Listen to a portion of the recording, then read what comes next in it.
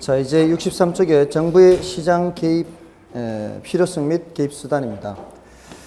자, 이거는 지금까지 계속 강조를 해왔던 주제죠. 일단 정부의 시장 개입 필요성이라는 주제는 최소한 한 문제 나옵니다. 정부의 시장 개입 필요성.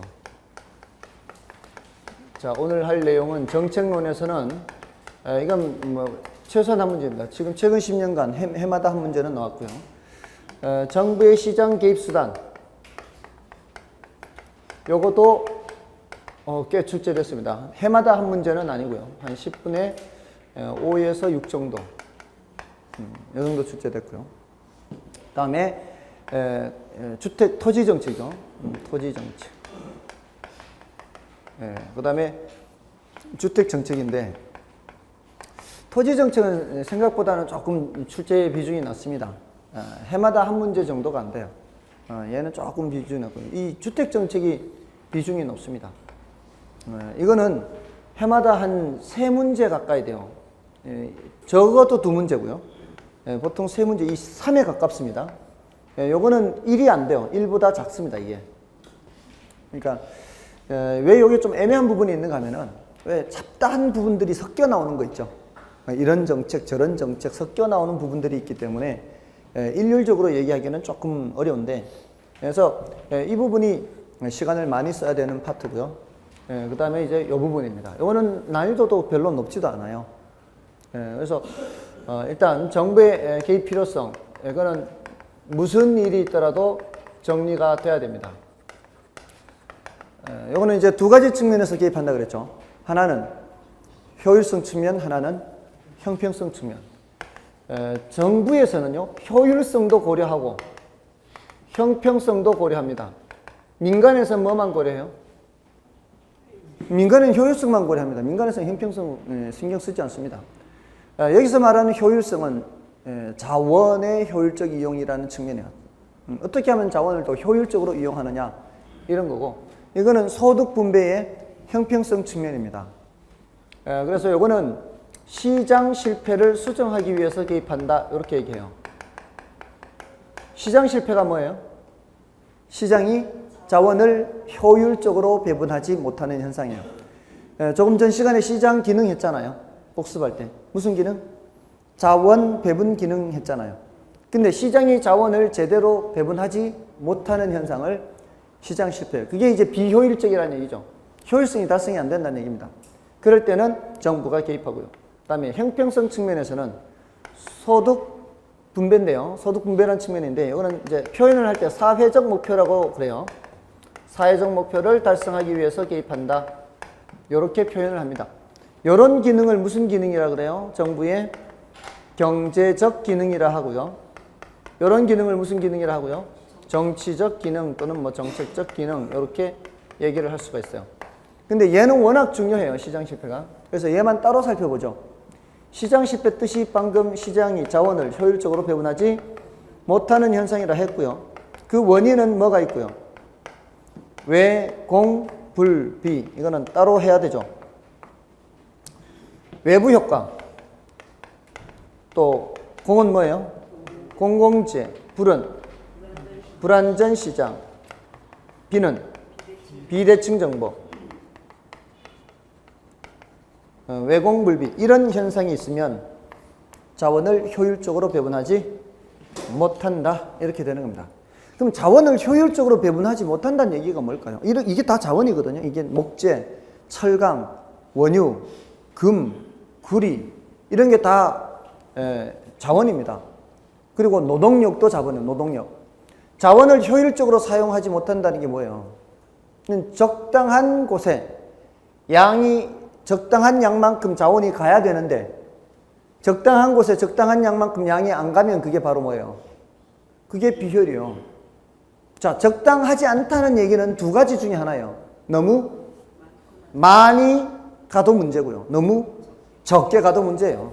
그래서 얘네들이 나타나면은요, 이 생산되는 상품이 과소 생산되거나 다 생산돼요. 그러면 그게 바로 뭐예요? 자원이 비효율적으로 배분됐다는 거예요. 자원을 이용해서 상품을 만들잖아요. 자원을 이용해서 상품을 만드는데 생산된 상품의 양이 너무 많이 생산됐다는 것도 문제고요. 생산된 상품이 너무 적게 생산돼도 문제란 말이에요. 근데 이 외부 효과에는 정예 외부도 있고 뭐도 있어요. 부의 외부도 있잖아요. 정예 외부의 경우에는 적정한 양보다 어떻게 돼요? 얘는 과소 생산되는 비효율이 발생해요. 제가 이거 어떤 예를 들었어요? 양봉업자와 과수원업자 예를 들었습니다.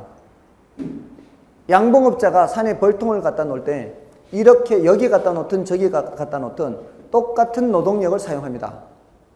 노동력은 똑같이 발생해요. 이렇게. 근데 이쪽으로 갖다 놓으면은 과수원의 생산이 늘어날 수 있어요. 이쪽으로 갖다 놓으면은 과수원하고 아무 관계가 없어요. 꿀 생산에는 변함이 없어요. 자, 기왕이면 어디 갖다 놓는 게 낫다고요? 과수원 옆에 갖다 놓는 게 낫다고요. 그게 자신의 노동력을 좀 더 효율적으로 이용하는 거 아닌가요? 이게 같은 우리 한 가족이라고 생각해 보세요. 사회가 한 가족이다. 우리 사회가 한 가족이면 기왕이면 어디 갖다 놓는 게 나아요? 과수원 옆에 갖다 놓는 게 낫잖아요. 근데 우리 한 가족이 아니에요. 근데 우리는 같은 사회 구성원이란 말이에요. 예, 그래서 갖다 놓는 게 좋은데도 불구하고 그 사람한테 대가를 받는 게 있어요, 없어요? 대가를 받는 게 없으니까 굳이 안 갖다 놓으려고 하겠죠. 자기 꿀 생산에는 지장이 없어요. 그럼 한 번이라도 저쪽으로 갖다 놓는 이상 노동력을 효율적으로 활용 못한 거죠. 어차피 이쪽으로도 한 걸음 저쪽으로도 한 걸음이면 어느 쪽으로 한 걸음 하는 게 나아요? 과수원 옆으로 한 걸음 하는 게 낫지. 그렇지 않아요? 네, 그래서 좀 더 효율적인 활용을 할 수 있음에도 불구하고 대가를 받지 못하거든요. 지금 과수원 업자한테 대가를 받는 게 없기 때문에 굳이 그쪽으로 안 갖다 놓는다고요. 그러니까 한 번이라도 딴 데 갖다 놓는 순간 어떻게 돼요? 과소 생산의 비효율이 발생하는 거예요. 맞잖아요. 예, 그리고 부의 외부 효과는 뭘 예를 들었어요? 시멘트 공장 예를 들었잖아요. 시멘트 공장에서는 막 분진을 이웃에 날립니다. 분진을 날림으로써 이웃 주민들의 의료비가 증가하는데도 불구하고 대가를 지불해야 하네요. 대가를 지불하지 않는다고요. 그러니까 막 생산해버리는 거죠. 대가를 지불하는 게 없으니까. 과다 생산이에요. 그러니까 이런 경우에는 이렇게 많이 생산되면 안 된다 이 말이에요. 자원이 이쪽으로 너무 많이 투입된다 이 말이에요. 이게 비효율이에요. 이것도 비효율, 이것도 비효율. 공공재는 등대를 예를 들었고요. 등대는 어떤 성격을 갖는 재화예요? 비경합성, 비배제성을 갖는 재화라고 그랬죠. 특히 이 비배제성 때문에 무임승차 문제가 나타납니다. 비배제가 뭐예요? 비배제. 배제할 수 없다 뜻이에요. 뭐를 배제할 수 없어요? 요금 안 낸 사람을 배제할 수가 없어요. 일반 사적 재화는 어떻습니까? 이 책 돈 안 내면 안 주면 되죠. 돈 안 내면 안 주면 되는데 이거는 등대 불빛 보는 사람이 돈을 안 냈다고 못 보게 할 방법이 없어요. 막을 수 없어요. 그러니까 어떻게 해요? 다들 무임승차 하려고 하는 거죠. 그걸 다 아니까. 무임승차 하려고 하니까 민간에 맡겨놓으면 등대가 충분히 생산돼야 안 돼요? 안 돼요. 과소 생산돼요. 불안전 시장, 독과점이 대표죠. 독점과점. 얘네들은 가격을 지멋대로 정하는 경향이 있죠.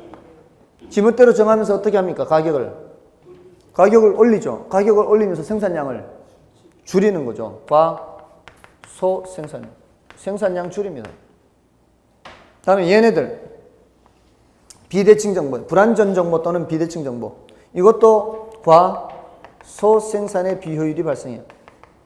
뭐 역선택이나 도덕제의 이런 말이 나오는데 좀 어려운 표현이긴 한데, 자, 거의 대부분이 과소 생산이죠. 뭐만 과다 생산해요? 부의 외부 효과만 과다 생산해요. 예, 이게 전부 다 비효율이라고요. 예, 이러니까 누가 개입해야 된다고요? 정부가 개입해야 돼요. 자, 이럴 때 정부가 어떻게 개입해요? 더 많이 생산되도록 개입해야 돼요. 어떻게 해요? 보조를 하는 거죠. 양봉업자한테 보조금을 좀 주는 거야. 야, 너 저기 벌통 갖다 놓으면 좀 돈 좀 보태줄게. 그죠? 그러면 더 많이 생산될 수 있잖아요. 똑같은 노동력이에요. 이쪽으로 한 걸음 하나, 저쪽으로 한 걸음 하나. 이런 경우는 어떻게 해야 돼요? 규제를 해야 되죠. 적게 생산되도록 규제를 해야 돼요. 공예세 같은 거 있어요. 이런 걸 통해서 적게 생산되도록 해야 돼요. 다음에 이런 경우에는 정부가 생산해야 돼요. 그렇지 않나요? 정부가 생산할 수밖에 없잖아요. 이런 경우는 독과점을 어떻게 해야 돼요? 독과점 규제해야 되죠. 담합하고 이런 행위를 규제를 해야 돼요. 비대칭 정보 이런 경우는 정보 유통을 원활하게 해야 되겠죠. 그렇지 않나요? 정보 유통을 원활하게 해야 돼요. 자, 이게 왜 그런가 하면은요. 사실 이거 여러분들 우리나라는 뭐라 그런가 하면 빛 좋은 게살구 이런 말 쓰죠. 빛 좋은 게살구인데 쟤네들은 그거를 레몬이라 그래. 레몬 있잖아. 먹는 레몬. 그 레몬이 향기가 참 좋죠. 근데 딱 씹어 먹으면 어때요? 시기만 하고 맛이 없죠? 생각만 해도. 근데 그거를 걔네들은 레몬을 우리나라 빛 좋은 게살구라고 할 때 걔네들은 레몬이라는 말을 써요. 어디 쓰는가 하면은 제가 또 어쩔 수 없이 또 제 자동차 얘기를 꺼낼 수밖에 없는데 제 자동차가 성능은 괜찮죠? 몰라요. 좀 믿어주세요. 성능이 오늘도 타고 왔어요. 전혀 지장이 없어요. 얼마 전에 엔진 오일도 갈았어요. 엔진 오일 갈았는데 아직 갈 때도 안 됐는데 갈은 거예요. 아주 그냥 상태 괜찮은데도 이런 오일 같은 거 잘 갑니다. 관리 상태는 괜찮아요. 자, 그런데 시장에서는 알아줘요, 안 알아줘요? 안 알아주죠. 시장에 내놓으면 이거 10만 원에 살까 말까 할 거 아니에요. 예? 근데 제 차의 성능이 좋은 걸 저는 알잖아요. 만약에 이런 상황에서 제가 이거를 처분하고 새로운 자동차를 산다면 이거를 중고차 시장에 팔기보다는 차라리 자동차 필요한 누군가에게 5만 원이라도 받고 같은 10만 원이라면 같은 10만 원은 당연히 아는 사람한테 팔지 않을까요? 내 상태를 아니까. 자, 근데 만약에 제 차가 1년밖에 안 됐어요. 겉은 삐까번쩍해요. 근데 속은 몇 번 사고 난 거예요. 자, 키로수도 얼마 안 올라갔고요. 반짝반짝 빛나게 다 닦아놓고 아무 이상 없이 그렇게 일단은 만들어 놨어요. 근데 타다 보면 문제가 생길 수 있는 그런 차예요. 이런 차는 실제로 내가 이 차의 가치 생각하는 것보다 시장에서 쳐주는 값이 어떻겠어요? 시장에서 쳐주는 값이 높겠죠? 그건 당연히 어디 내놔야 돼? 이거 아는 사람한테 못 팔죠? 시장에 내놔야지. 자, 왜 그럴까요? 그 자동차에 대해서 나는 아는데 다른 사람은 모르잖아요. 그러면은 그게 바로 뭐예요? 비대칭. 그러면 시장에는 어떤 자동차만 나올까요? 좋지 않은 자동차만 나오는 거예요. 좋은 자동차는 안 나옵니다. 좋지 않은 자동차만 나오는 거죠. 자, 그러면은 거기에는 좋지 않은 자동차만 나오니까 사람들이 그 신뢰를 잃어버리는 거죠. 야, 여기 나오는 물건은 별로 안 좋은 물건이야. 벌써 이미지가 그렇게 돼버리는 거예요. 그러면은 중고차 시장이 활성화될 수가 없죠. 거래가 많이 이루어지지 않을 수 있어요. 근데 저는 중고차 자동차도 괜찮다고 생각하는 사람 중에 하나예요. 근데 문제는 뭐예요? 믿을 수가 없다는 거지. 그러니까 어떻게 해요? 요새는 정부가 개입해요. 자동차 사고 이력제도 있잖아요. 다 두드려보면 나오죠. 다 나오게 하는 그게 바로 뭐예요? 정보 유통을 원활하게 하는 거예요. 그렇게 해서 중고차 시장을 활성화시키는 그게 효율성을 높이는 거예요. 그 중고차 시장에 나왔다는 자체가 벌써 이미지가 안 좋게 하는 거를 없애줄 수 있다고. 그런 거를 통해서, 이런 걸 통해서. 그러지 않나요? 괜찮지 않나요? 그래야 이게 더 활성화된다고. 근데 아직까지도 조금은 깨림칙한 부분이 있죠. 아직까지는 조금은 깨림칙한 부분이 있기는 합니다. 완벽하게 해소되지는 않는 거죠. 자, 어쨌든 중고차 시장에 나왔다는 것 자체가 이미 약간의 뭔가 있다 이런 게 되는 거죠. 혹시 중매 시장에도 그런가요? 중매 시장에 물건이 나왔다는 것 자체가 벌써 약간 뭐 품질이 이상이 있는 거예요? 중매 시장에? 네, 사람 중매 시장에. 중매라고 하니까 지금 갑자기 이해가 안 돼서. 자본주의 사회는 전부 다 상품으로 보니까. 시장으로 보고 하니까. 그런 얘기들 있어요. 그죠? 아니, 멀쩡하면은 다 지가 직접 다 찾아가지. 중매 시장에 나왔다는 건 뭐가 품질에 하자가 있는 거 아닌가? 이런 생각이. 예? 아, 그래요? 아, 죄송합니다. 옛날에는 그렇지 않습니다. 아, 근데 뭐 그 멀리 가지도 않습니다. 뭐 제 동생도 중매 보고 다 뭐 처제도 중매로 결혼했고 다 한데, 사실은 그 어느 정도는 그럴듯해요. 제 처제가 중매를 100번 정도 봤거든요. 100번 정도 봤는데, 마지막으로 걸린 물건이 제 동서가 그 웃대가 구남매의 장남이에요. 구남매의 장남의 맏아들이에요. 그 저 동서가. 그리고 밑으로 신우만 셋이 있어요. 그러니까 그때까지 나이 35이 넘도록 중매 시장이 그대로 남아 있는 거예요. 품질이 떨어지니까. 예. 그렇죠. 그렇게 된 거죠. 제가 봤을 때는 좀 그럴 수도 있을 것 같기도 해. 예. 그러니까 뭐 품질에 뭔가 정보 유통을 원활히 해야 돼. 그래서 갔잖아요. 이렇게 중매 보러 갔잖아요. 그럼 뭐 결혼하면 뭐도 사준다, 뭐 직장의 연봉이 얼마다. 이제 중매하는 사람이 이런 걸 가지고 이제 알려주잖아요. 그래서 가서 얘기해 보면은 그게 아니에요. 연봉은 한 반 조금 더 되고, 얘기 들었는 거 반에 조금 더 되고, 집 사준다는 얘기는 아예 그런 얘기가 없고, 뭐 부동산이 얼마나 많다 이런 것도 거의 그냥 반 이하로 생각하면 되고, 이 정보 유통이 원활하지 못해서 그래요. 그런데도 다 이력 제도를 좀 이렇게 써놨으면 좋겠어. 근데 어쨌든 이런 현상이 나타나면은 자원 배분이 어떻다고요? 이게 다 자원 배분이 뭐라는 얘기예요? 비효율이에요. 비효율. 이거 보고 우리는 판단한다고요. 자원 배분이 비효율이라는 거를. 그러니까 정부가 개입하는 거라고요. 요거는. 지금 요거는 뭐예요? 정부 개입이에요. 정부 개입.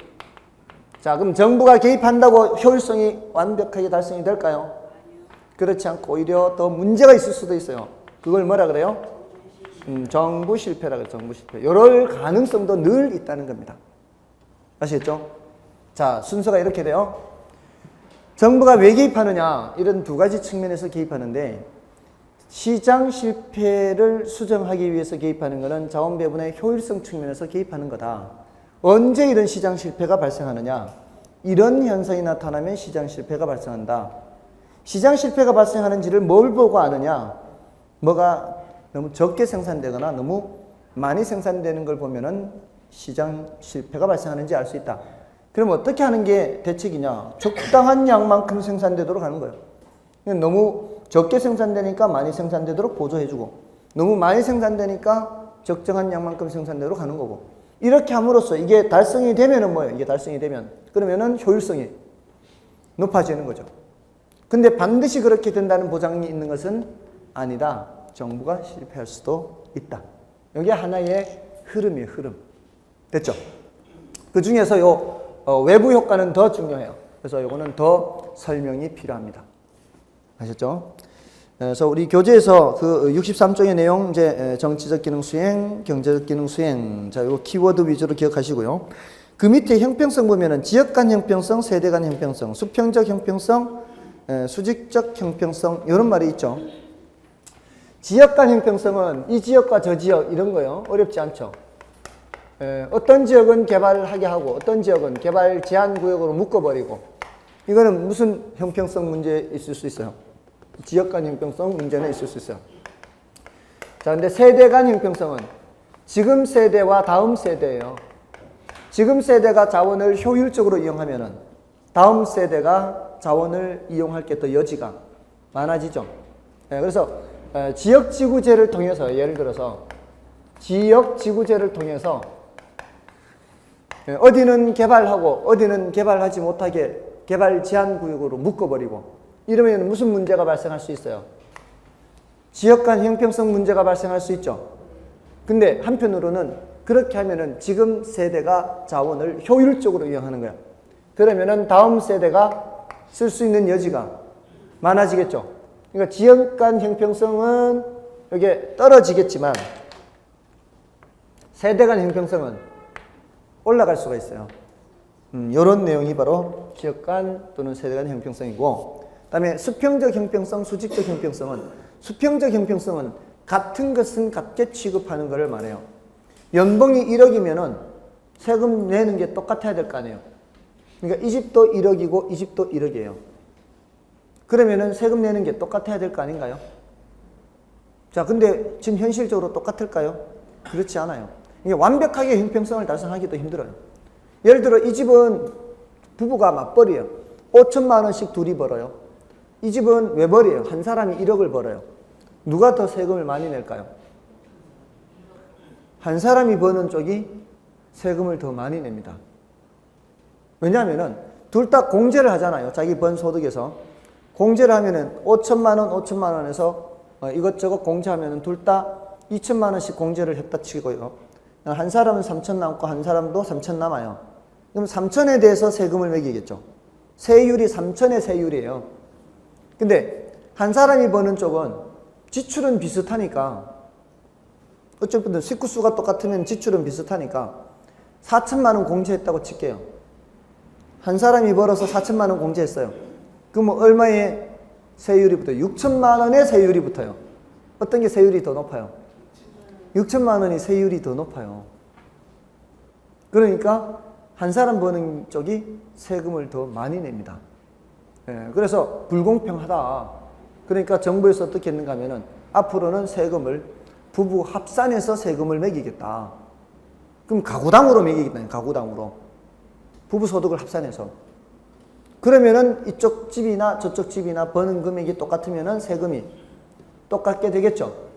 그럴 때는 또 사람들이 또 대책이 있어요. 대책이. 부부 합산해서 소득 매기, 세금 매기겠다 그러면 어떻게 할까요? 사람들이. 혼인신고를 안 해요. 혼인신고를 안 해. 그냥 같이 사는 거지. 그렇지 않아요? 세금 덜 내는 거예요. 그런 식으로 또 대책이 나오는 거예요. 그러니까 완벽할 수가 없어요. 사회라는 게. 완벽할 수가 없고 그냥 적당한 수준에서 그냥 하는 수밖에 없어요. 그렇게 되는 거예요. 형평성 개념입니다. 자, 넘어가시고요. 다음에 시장 실패의 의 및 원인. 자, 요거는 조금 전에 살펴봤죠. 조금 전에 살펴봤고요. 그 밑에 참고 박스의 역선택과 도덕적 해이 이런 것들은 참고로 보시면 되겠습니다. 그 다음에 오른쪽 이제 외부 효과 문제예요. 요거는 조금 더 살펴봐야 된다 그랬죠. 자, 외부 효과는 요거 따로 물은 게 여러 번 있습니다. 그러니까 외부 효과는 따로 해야 돼요. 정의 외부도 있고 뭐도 있어요. 부의 외부도 있죠. 정의 외부는 외부 경제라고도 하죠. 외부 경제. 부의 외부는 뭐라고도 하죠? 부의 외부는 외부 불경제. 자, 이렇게. 여기 생산 과정에서 발생할 수도 있고요. 소비 과정에서 발생할 수도 있습니다. 생산 과정에서 이거 예를 잘 기억하는 게 좋아요. 양봉업자가 누구한테 끼치는 영향? 과수원업자한테 끼치는 영향이에요. 이거는 시멘트 공장이 이웃 주민들한테 끼치는 영향. 이런 식으로 예를 잘 기억하시면 돼요. 소비 과정에서 발생하는 것은 아름다운 정원을 꾸미는 거예요. 그러면은 이웃 주민들이 서로 좋아지게 되겠죠. 서로 좋습니다. 이거는 쓰레기를 투기하는 거예요. 소비 과정에서. 또는 쓰레기를 집에서 그냥 소각해버려요. 그러면 이웃 주민들 골치 아프겠죠. 소비 과정에서 이렇게 나타날 수 있어요. 이런 경우에는 정의 외부가 나타나는 경우에는 적정량보다 적게 생산될까요? 많이 생산될까요? 적정량보다 적게. 적게 생산됩니다. 이거는 적정량보다 과다 생산 또는 과대 생산. 이런 경우는 사적 편익과 사회적 편익 중에서 어떤 게 더 클까요? 사회적 편익이 더 크죠. 사회적 편익이 더 큰데 사람들이 굳이 나서서 이렇게 하려고 하지 않는 거예요. 그러니까 과소 생산되는 거예요. 굳이 이렇게 하려고 하지 않기 때문에. 이런 경우에는 사적 비용보다 사회적 비용이 더 많이 발생하죠. 자, 사회적 비용이 더 많이 발생. 자기 비용이 별로 발생 안 하는 거예요. 그러니까 자기 돈 들어가는 게 아니라고 막 생산해버리는 거죠. 이거 효율이에요, 비효율이에요? 비효율. 이거 효율이에요, 비효율이에요? 비효율이에요. 그러니까 여기는 정부가 보조를 해서 사적 편익을 더 크게 하는 거예요. 보조금 주면 이게 편익이 올라갈 거 아니에요. 그럼 양쪽이 같아지는 거예요. 여기서는 이거는 이제 규제를 해요. 규제. 주로 규제라는 주로. 규제를 해서 어떻게 해요? 사적 비용을 올려야죠. 오염 방지 시설을 설치하는 거예요. 그럼 비용이 올라가는 거예요. 그럼 정부가 해야 되는 역할은 이 부등식을 뭐로 바꾸는 거예요? 등식으로 바꾸는 등식으로. 그게 정부가 할 역할이에요. 그러니까 공예세 같은 것도 매기는 거예요. 이렇게. 공예세 같은 걸 매겨서 이게 똑같게 하는 거예요. 됐나요? 그리고 이쪽은 핀피 현상이 나타난다. 핀피. 핀피. 이렇게. please란 뜻이에요. please. please in my front yard. 내 앞뜰에 좀 와주세요. 이런 뜻이에요. please. 여기는 nimby. not in my backyard.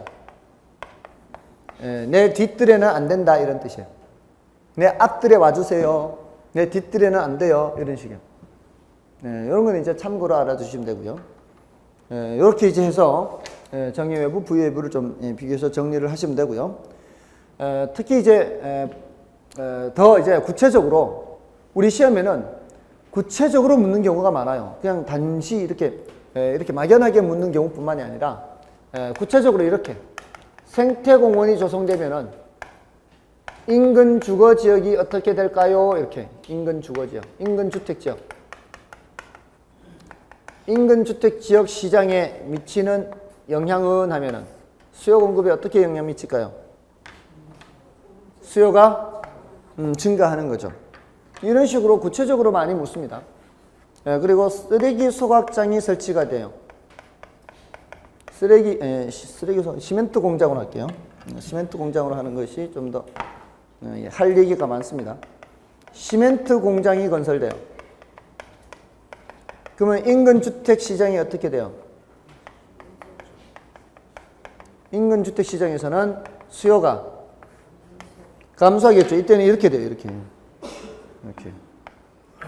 이때는 이렇게 되겠지만. 자, 그러면 시멘트 공장을 규제하면요. 시멘트 공장을 규제하면은 인근 주택 시장이 살기 좋아져요? 그렇지 않아요? 좋아지죠? 그럼 어떻게 돼요? 수요가. 이때는 수요가 증가합니다. 시멘트 공장이 건설되면은 수요가 감소하지만 건설된 그 시멘트 공장을 규제하면은 인근 주택 시장에서는 수요가 증가해요. 그러면은 시멘트 공장에서는 어떨까요? 시멘트 공장. 시멘트 시장. 시멘트 시장에서는 어떻게 돼요? 시멘트 시장이 시멘트 공장을 규제하는 거예요. 공급자를 규제하는, 시멘트 공급자를 규제한다고요. 공급이 감소해요. 이게 시멘트 공장 규제할 때 시멘트 시장이 나타나는 거예요. 그러니까 어떤 시장을 보느냐에 따라서 대답이 달라지는 거죠. 인근 주택 시장에서는 수요가 증가하지만 시멘트 시장에서는 공급이 감소하는 거예요. 그러면 주택 건축 시장에서는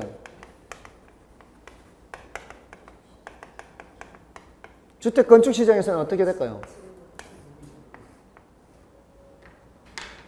시멘트 가격이 올라가요. 지금 시멘트 규제되니까 시멘트 원가가 올라간다고. 그러면 주택 건축 시장에서는 공급이 이렇게 돼요. 아시겠죠? 시멘트 시장이기 때문에 그런 거예요. 만약에 여기가 가죽 공장을 규제하면 어떻게 될까요? 가죽 만들 때 화학약품 엄청 쓰거든요. 그 가죽 공장 근처에 이 하천으로 내보내면 그게 지하수로 유입이 돼가지고요. 그 주변에 지하수를 먹는 주민들은 그 발암 물질 때문에 암 발병률이 높아지고 그래요. 가죽 공장 인근에는.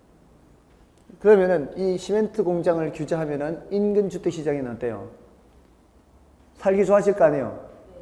수요가 증가죠. 그러니까 부의 외부를 발생시키는 그런 공장들을 규제하면은 그 주변은 좋아지는 거죠. 근데 그 가죽 공장은 어떻게 됐어요? 가죽 시장에서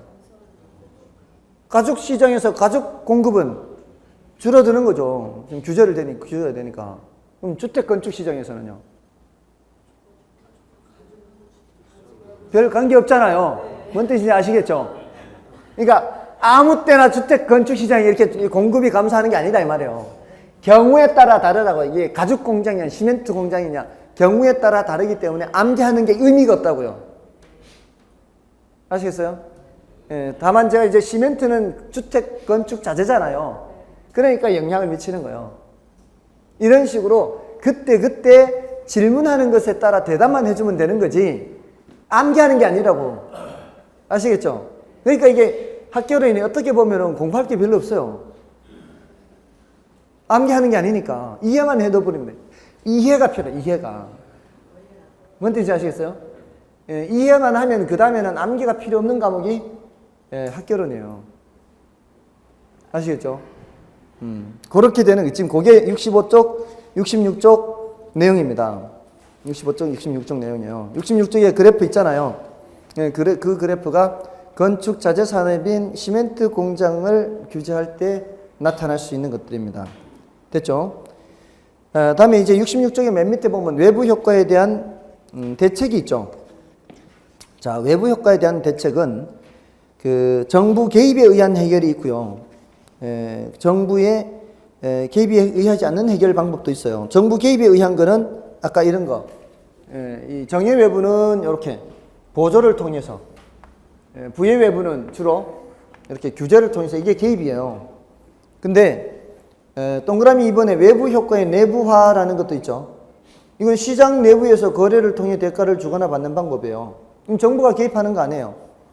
양봉업자가 과수원업자에게 대가를 지불받고 양봉업자가 벌통을 과수원에 두는 경우에는 대가를 받았죠.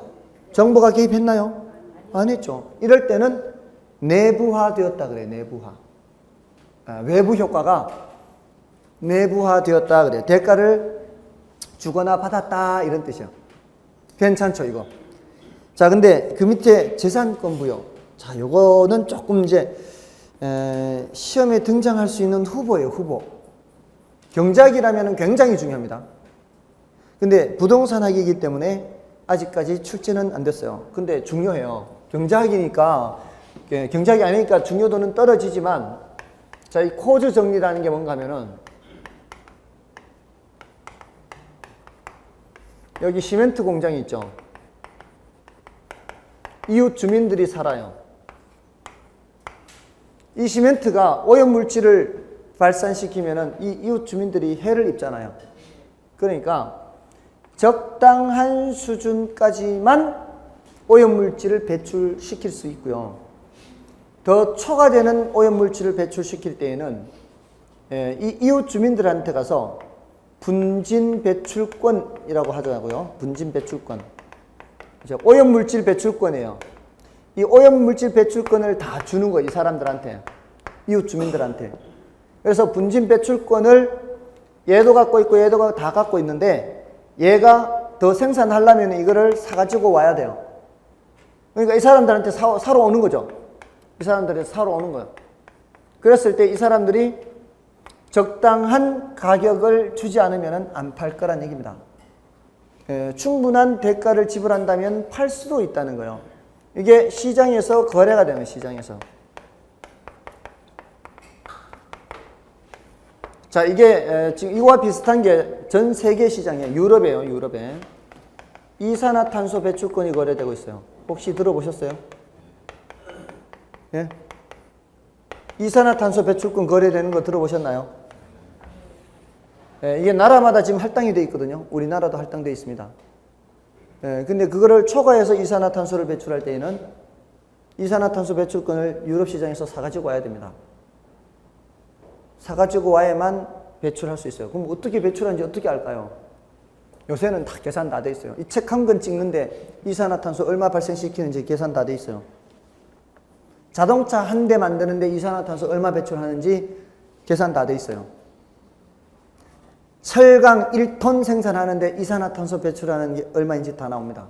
그래서 100년을 차를 안 굴려야 공기가 깨끗해진다는 그런 수치가 나오는 거예요. 그 자동차 굴리면은 이산화탄소 얼마 발생한다 다 나와 있어요. 전기 1kW 생산하는데 1kW 생산하는데 이산화탄소 얼마 발생한다. 이게 다 계산 다 나와 있습니다. 다 돼 있어요. 자, 그러면 어떤 기업이 얼마만큼의 자동차를 만들었어요. 그럼 지금 우리나라에 할당된 양으로는 얼마 이상은 더 이상 초과를 해서 내보낼 수가 없어요. 그럼 그 소리는 자동차를 생산을 못 한다는 얘기예요. 그럼 더 초과해서 자동차를 생산하려면 어디 가서 뭐를 사와야 된다고요? 그 이산화탄소 시장에 가서 그 배출권을 사가지고 와야 생산할 수가 있습니다. 근데 지금은 이산화탄소 배출권이 가격이 별로 세지가 않아요. 왜 그런지 아세요? 경기가 안 좋아서. 경기가 안 좋으니까 다들 별로 생산하는 게 없어요. 할당된 양 이내에서 웬만큼은 해결이 돼요. 추가로 더 사올 필요가 없는 거예요. 근데 앞으로 경기가 좋아져서 생산하는 양이 늘어나게 되면은 그걸 사가지고 와야 되는 거예요. 그래서 앞으로는 이산화탄소를 어떻게 하면은 줄일 수 있느냐. 그 줄이는 기술을 개발하는 쪽이 돈을 많이 벌 수 있어요. 그래서 나무를 심는 것도 이산화탄소를 줄이는 방법이에요. 그래서 그 회사들 중에 한솔 홈데코인가? 이 회사는 조림 사업을 해요. 해외에다 조림 사업. 나무를 심어요. 목재가 필요한 회사들. 목재가 필요한 회사들은 해외에다 나무를 심어서 가져오거든요. 그런 회사들은 이산화탄소 배출권이 자동으로 생기는 거예요. 나무를 심는 만큼 이산화탄소를 끌어당기잖아요. 이산화탄소를 끌어당기는 만큼 거꾸로 내보낼 수 있는 권리가 생기는 거예요. 그렇게 해서 그런 회사들이 이산화탄소를 팔 수도 있습니다. 어쨌든 지금 이런 식으로 분진 배출권을 부여를 하는 거예요. 부여. 분진 배출권 누가 주는 거예요? 정부에서. 이웃 주민들한테 주는 거예요. 그러면은 이 사람들은 대가를 받고 이 분진권을, 분진 배출권을 거래하는 거죠. 자, 이게 거래하는 게 정부가 개입하는 걸까요? 시장 자율 조절 기능에 맡기는 걸까요? 정부가 개입한다 그러면 안 돼요. 팔고 안 팔고는 지 맘이에요. 팔고 안 팔고는 지 맘이에요. 이런 제도는 누가 만들었어요?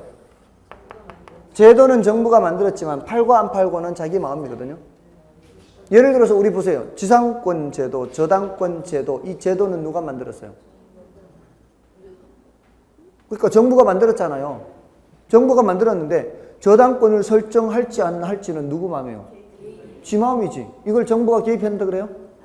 그럼 정부가 개입한다는 말 안 하잖아요. 그거하고 똑같은 거예요. 배출권을 팔고 안 팔고 이거는 누구 마음이에요? 그 개인 마음이에요. 이거는 정부가 개입하는 것이 아니다. 이렇게 해야 돼요.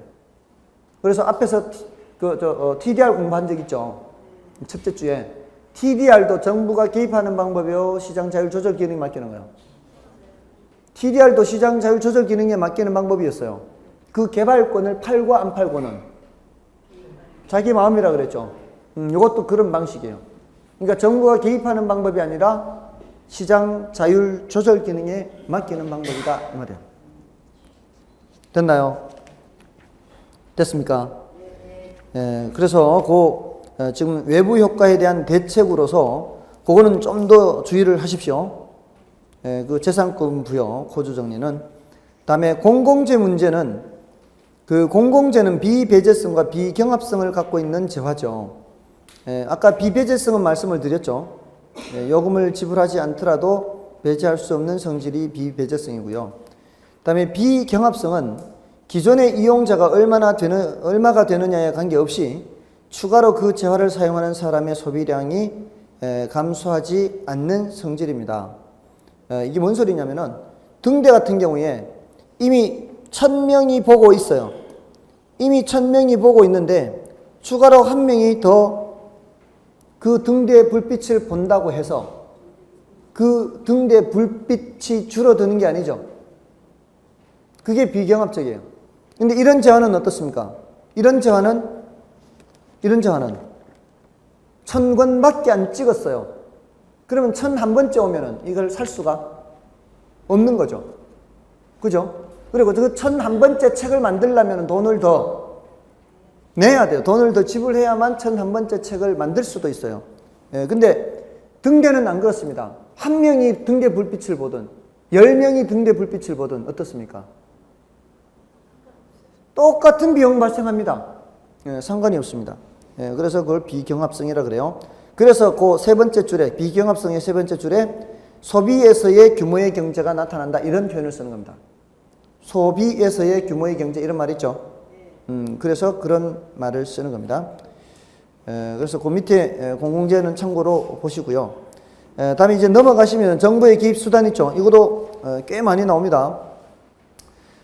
정부의 개입 수단에는 토지 이용 규제가 있고 직접적 개입도 있고 간접적 개입도 있죠. 그 토지 이용 규제의 대표적인 건 뭐예요? 토지 이용 규제의 대표적인 것은 지역 지구제고요. 다음에 그 밑에 직접적 개입에서는 그 직접적 개입 수단을 이제 보시고요. 그게 지금까지 시험에서는 A, B, C, D가 나왔거든요. 직접적 개입 수단에서. 그 A, B, C, D가 지금까지는 출제됐는데 E를 조심하세요. E. 임대료 규제, 분양가 규제 있죠. 임대료 규제, 분양가 규제도 직접적 개입의 일종입니다. 자, 그거 좀 주의를 하시는 거예요. 그거는. 자, 우리가 시장에 개입한다고 할 때 정부가,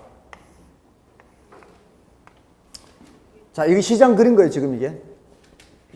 이게 지금 시장 그린 겁니다, 시장. 수요자 그렸고, 수요 곡선 그렸고, 공급 곡선 그렸죠. 그럼 시장을 그린 거예요. 자, 이쪽이 수량이고, 이쪽이 가격이죠. 정부가 이렇게 이쪽으로 개입하는 거를 수량 통제라 그래요, 수량. 수량을 통제하겠다, 이 소리요. 그 다음에 이쪽으로 개입하는 거를 가격을 통제하겠다 그래요.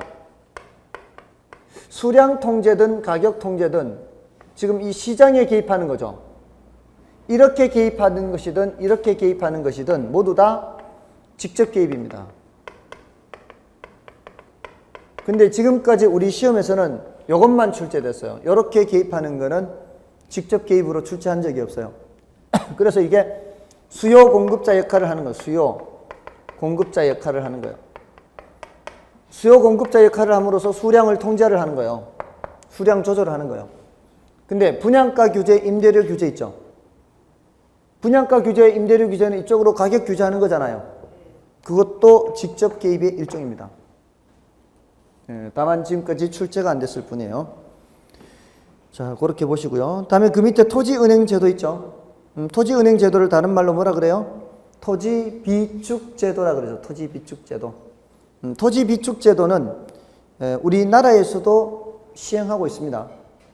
한국토지주택공사에서 담당하고 있어요. 그래서 그 밑에 우리나라 토지은행 제도 있죠. 어디에서 설치하고 있어요? 한국토지주택공사에 토지은행을 설치하고 토지주택공사의 고유계정과 구분하여 운영하고 있습니다. 그리고 비축 대상은 공공개발용이 있고요. 수급조절용이 있습니다. 공공개발용에는 이제 공공이 이제 키워드예요. 키워드 공공. 요놈 때문에 공공이라는 단어 때문에 C로 넘어가시면은 비축수단에 공공개발용 토지는 협의 매수 다음에 수용 있죠. 수용에 동그라미 치는 거예요. 공공에 동그라미 치고 수용에 동그라미 치는 거예요. 공공개발용은 수용이 가능합니다. 수용. 근데 그 밑에 둘째 줄에 수급조절용 있죠. 수급조절용 토지는 협의 매수, 선매 등의 방법으로 비축을 합니다. 그러니까 수용이 안 돼요. 공공개발용은 수용이 가능하고요. 수급조절용은 수용이 불가능합니다. 자, 다음에 이제 장점과 단점 요거를 좀 체크를 하시고요. 장점 3가지, 단점 3가지 있죠. 지금 69쪽입니다. 69쪽의 장점과 단점. 맨 위에 장점 3가지는 개인에 의한 무계획적인 토지 이용을 막을 수 있고요. 미개발지를 싼 값에 매수하여 개발이익을 환수할 수 있습니다. 쌀 때 사서 땅값이 올라가면 그게 정부 것이 된다는 얘기입니다. 그 다음에 공공용지를 저렴하게 적시에 공급할 수 있는 장점이 있습니다. 그 다음에 단점은 막대한 토지 매입 비용이 소요된다는 단점이 있습니다. 막대한 토지 매입 비용이 묶여 있어야 되죠. 그리고 토지 관리 문제가 대두됩니다. 토지를 활용할 때까지 관리가 소홀하면 불법 점유 문제가 발생할 수가 있어요. 그리고 적절한 투기 방지 대책 없이 시행하는 경우 정부가 투기를 조장할 수 있는 문제가 있습니다. 단점 3가지, 장점 3가지. 미리 갖고 있기 때문에 가능한 장점과 단점들입니다. 미리 갖고 있기 때문에 쌀 때 미리 사두잖아요. 그러니까 계획적 이용할 수 있죠. 그리고 쌀 때 사두기 때문에 땅값이 올라가도 정부 거죠. 개발 이익을 환수할 수가 있습니다. 그리고 쌀 때 미리 확보해서 갖고 있기 때문에 적시에 바로 공급할 수 있어요. 그런 장점이 있어요. 근데 단점이 뭐라고요? 돈을 묶어놔야 돼요. 막대한 토지 매입 비용.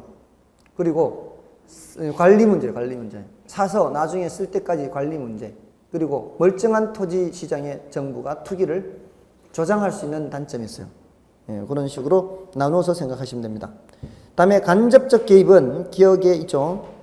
시장의 틀을 유지하면서 수요자나 공급자에게 제공하는 각종 금융, 조세 등의 지원, 보조 정책을 말하는 겁니다. 그러니까 지원, 보조, 금융, 조세 뭐 이렇게 생각하면 되죠. 또는 부담금도 있죠. 부담금도 간접적 개입 방식이다라고 볼 수 있습니다. 이렇게 하고요. 그 밑에 이제 정리된 건 여러분이 보시면 되죠. 토지 정책부터는 좀 쉬고 말씀드리겠습니다.